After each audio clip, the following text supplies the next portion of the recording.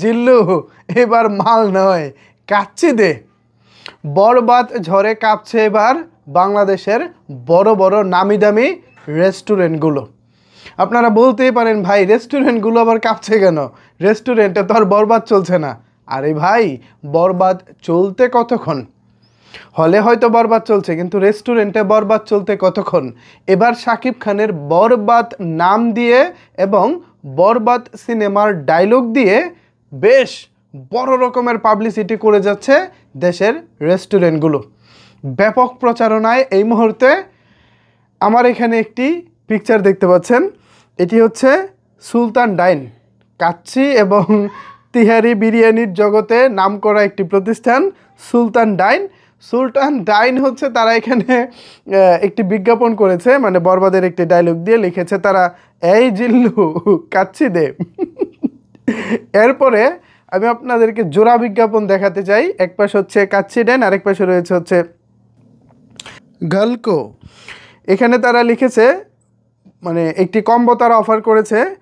So এখানে যারা miss করবেন লিখেছে যে বরবাদ 5x কম্বো অফার, মিস করলেই বরবাদ হয়ে যাবেন, অফারটি সীমিত সময়ের জন্য।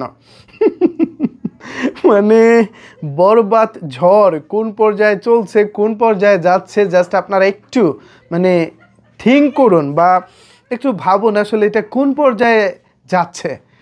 বড় বড় এই যে রেস্টুরেন্ট যেগুলো আছে, সুলতান ডাইন, ঢাকায় তো এটা বেশ নামি দামি এবং জনপ্রিয় একটা তিহারি কাচ্চি বা বিরিয়ানি হাউস, মানে সবাই কম বেশি এটা পছন্দ করে। এছাড়া অন্যান্য যে ব্র্যান্ডগুলো আছে তারাও দেখলাম যে কিছুদিন আগে তরমুজ বিক্রেতা ওই যে বলেছিল যে ওই কিরে যে তরমুজের ভাইরাল হয়েছিল, সেম একইভাবে দেখলাম ওই লোকটাকে যেভাবে বিভিন্ন ব্র্যান্ড কাজে লাগিয়েছিল, বিভিন্ন ব্র্যান্ড প্রমোশনের জন্য যেমন হচ্ছে ডায়লগগুলো কাজে লাগানো হয়েছিল, এবার বরবাদের বেলায়ও তেমনটা ঘটতেছে।